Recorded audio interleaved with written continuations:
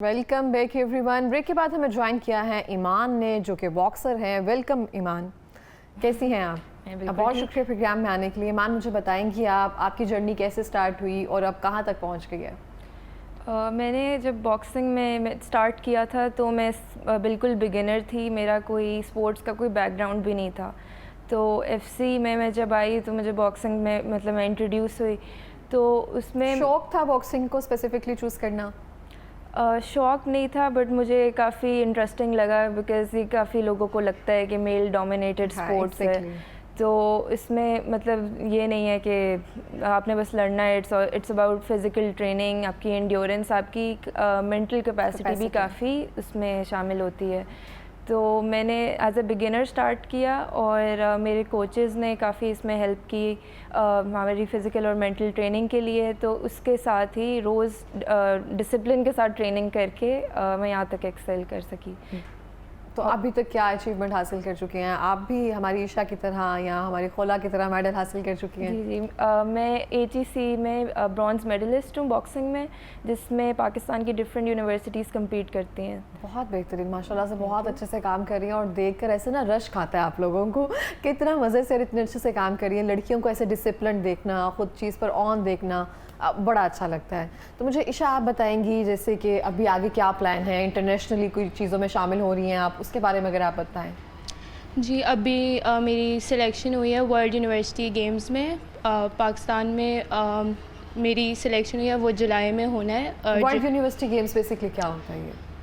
ये all over जो games हैं वो उनकी ऑल ओवर जो यूनिवर्सिटीज़ होती हैं वो वहाँ पार्टिसिपेट करती हैं। ये मेरा फ़र्स्ट टाइम उसमें सिलेक्शन हुआ है। अभी जो मैंने यूनिवर्सिटी में गोल्ड मेडल हासिल किए थे उसके बेस पे मेरी सिलेक्शन हुई है और ये जुलाई में जर्मनी में ये होएगा। तो अभी मैं उसके लिए ट्रेनिंग कर रही हूँ। तैयारियां शुरू हैं पर? जी। तो उसके लिए कुछ खास प्रेशर वगैरह तो होता है ना कि अब इसको कैसे लेकर चलना है। तो जब हम किसी इंटरनेशनल लेवल पर जाते हैं तो हमारे पास वो कोचेस की फैसिलिटीज़ मौजूद होती हैं जो हमें बता सकें कि वहाँ पे क्या चीज़ें हैं जो आपको सीखने की ज़रूरत है? जी, पाकिस्तान में लाहौर में, कराची में काफ़ी अच्छे कोचेज़ हैं। मेरे अपने काफ़ी अच्छे कोचेज़ हैं जिनसे मैं ट्रेनिंग कर रही हूँ। और क्योंकि सिर्फ स्विमिंग की नहीं, इसमें आपको डाइट का भी ख्याल रखना होता है और आपको अपनी फ़िज़िकल ट्रेनिंग भी रखनी होती है। तो अब वो सारी चीज़ें वापस शुरू हो गई हैं, तो एक उसकी ट्रेनिंग भी चल रही है। तो तीनों से सवाल है, मसल ट्रेनिंग तो तीनों को रखनी होती होगी ना, स्ट्रॉन्ग रखने हैं आपने, लिगामेंट्स और ये सब चीज़ों का ध्यान रखना है, बहुत सारी चीज़ों का। तो क्या डाइट लेते हैं आप सब? वही सब चल रहा होता है या बाकायदा डाइटिशियन होता है आपका? इसमें स्विमिंग के लिए आपको प्रोटीन्स, कार्ब्स, हमें हर चीज़ खानी होती है ताकि हमारे अंदर वो मसल स्ट्रेंथ रहे। इसमें ये होता है कि जो फास्ट फूड और जंक फूड उस पर थोड़ा आपको कट डाउन रखना पड़ता है और डेयरी जैसे मिल्क और ये एग्स वगैरह इसकी इंटेक हमारी काफ़ी। तो लास्ट टाइम कब खाया था फास्ट फूड? इस तरह ऑन एंड ऑफ खा लेते हैं, लेकिन जैसे मेरी ट्रेनिंग अभी वापस अब शुरू हुई है तो अब मैंने खाना फिर बंद कर दिया है। जब ट्रेनिंग के दौरान मैं ऐसा नहीं खाती, इवेंट के बाद या जब अब मेरा मेन इवेंट हो जाए तो उसके बाद। अब तो स्विमिंग इतनी कर लेती होंगी ना, आपका तो सब बर्न हो जाता होगा, और क्या चाहिए? मतलब आपको उस चीज़ की टेंशन ही नहीं होती होगी। हाँ जी, स्विमिंग एक ऐसी एक्सरसाइज है जिससे आपका जो वेट है वो बहुत जल्दी आपका रिड्यूस होता है और बहुत हेल्दी वे में रिड्यूस होता है। मुझे बताएंगे आप Khurram? Dry fruits mostly use करता हूँ ट्रेनिंग में, मतलब उसके साथ खजूर वगैरह, वाइट एग्स, मतलब उनका जो है येलो पार्ट वो निकाल के बनानास के साथ। तो वही मतलब वो चीज़ें कि जो प्रोटीन और क्विक जो मतलब एनर्जी दे दे। तो ट्रेनिंग से पहले इंजरी वगैरह हुई है खुदा ना खास्ता जिसको आपको लगा थोड़ा सा रिकवर होने में टाइम लगा? यस, हुई थी इंजरी मुझे शोल्डर की साइड, मतलब ये 2-3 माह पहले हुई थी। अभी उसमें ट्रेनिंग वगैरह भी छोड़ी ही है कुछ टाइम से, तकरीबन 2-3 वीक हो गए हैं। तो अब हमारा इवेंट भी आ रहा है FC का, आगे ओलंपियाड इवेंट है, बहुत अच्छा इवेंट होता है हर साल। तो उसकी तैयारी में कुछ फ़र्क तो पड़ा है, लेकिन 4 मंथ्स तो लगते हैं आपको वापस दोबारा से फील्ड में आने में, लेकिन इंशाल्लाह होपफुली बेहतर हुआ है। तो आगे क्या प्लान्स है? आगे क्या अचीव करना है? होता है ना, आपने गोल सेट किया होता है कि आप मुझे यहाँ पे जाना है, आगे जाते हैं फिर एक और चीज़ पे नज़र रहती है। ओबियसली यार, जो भी स्पोर्ट्स स्टार्ट करता है उसका होता है कि अपनी कंट्री को रिप्रेजेंट करे। तो इसी दौर में लगे हैं और इसलिए मेहनत कर रहे हैं। तो स्टडी के साथ साथ ये भी इंशाल्लाह लगे हैं, तो हार्ड वर्क कर रहे हैं। ईमान, आगे आपके क्या प्लान्स हैं?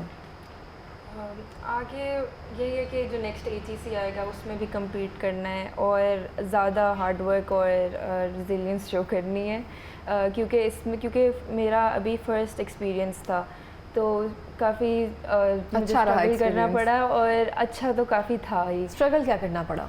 क्योंकि अब जब आप रिंग में जाते हो it takes a lot of courage, it's not easy और ये हर किसी के लिए नहीं होता।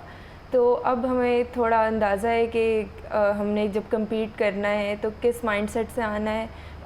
डाइटरी रिस्ट्रिक्शंस जो जैसे आपने बोला था वैसे हमारे कोच हमें कोई रिस्ट्रिक्ट नहीं करते, कहते हैं कि फ़िज़िकल ट्रेनिंग करो लेकिन मतलब कोई कुछ मना नहीं होगा, लेकिन सोना टाइम पे है और रिकवरी प्रॉपर करनी है, लाइफस्टाइल अपना बेहतर करने की ज़रूरत जी। होती है। तो आगे यही है कि इन चीज़ों को भी साथ प्रॉपरली लेकर जाना है, सिर्फ रश में ट्रेनिंग नहीं करनी। तो रिंग में उतरने से पहले आपको क्या इंस्ट्रक्शंस जो हैं दी जाती हैं? क्योंकि डर लगता है ना जब बॉक्सिंग कर रहे होते हैं, मतलब कहीं पे दूसरी जगह ना लग जाए, कोई ऐसे होते हैं प्रोटोकॉल्स होते हैं? हमारे कोच ने वैसे हमें यही एडवाइस किया था कि इससे पहले कोई फ़िज़िकल ट्रेनिंग नहीं करनी है, आपने अपनी बॉडी को थकाना नहीं है। तो उससे पहले खाना प्रॉपर खा के आना है, हाइड्रेशन पूरी रखनी है, ये सारी चीज़ों पे ज़्यादा फोकस था और अपने आप को बिल्कुल रिलैक्स कर देना है, क्योंकि आप अंडर प्रेशर जाते हो तो आप कंफ्यूज हो जाते हो। बिल्कुल इस तरह से है और बहुत मुझे मज़ा आ रहा है आप लोगों से बात करके, क्योंकि स्पोर्ट्समैनशिप एक स्पिरिट होता है जो आपको लेकर चलना होता है और वो सब चीज़ें जो हैं आपके अंदर खुद ब खुद पैदा हो जाती हैं कि पाकिस्तान को रिप्रेजेंट करना है।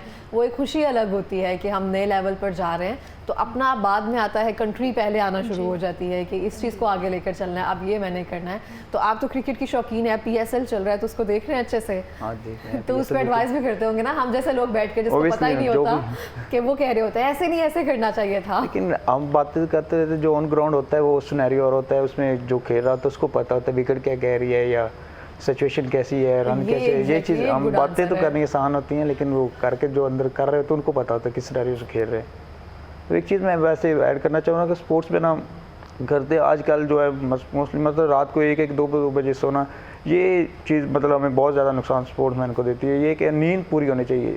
हम एक जो स्पोर्ट्स में ना प्रॉपर ट्रेनिंग करते हैं, हमारे साथ और भी हैं जो मतलब अभी फर्स्ट क्लास खेले, सारे खेल रहे, तो वो कहते हैं मतलब अगर आपने खेलनी है ना क्रिकेट तो आपको 10 बजे सो जाना चाहिए, उसके बाद ताकि आपकी नींद पूरी, आप फ्रेश हो और सुबह आपको इजीली जा सके। अच्छा, जैसे हम देखते हैं, मेरा ईशा से सवाल है, पेट्रियार्की सोसाइटी है, हम बहुत मुश्किल होती है ख़वातीन को जब वो कहती हैं कि हमें खेलों में जाना है, स्पोर्ट्स में जाना है, कहीं ना कहीं अब जाकर वालिदैन परमिशन तो दे देते हैं लेकिन वो भी किसी हद तक, कॉलेज ख़त्म तो सब ख़त्म ना, वो एक्टिविटी के तौर पर लेते हैं, ना कि वो प्रोफेशन या करियर के तौर पर उनको करने के लिए देते हैं।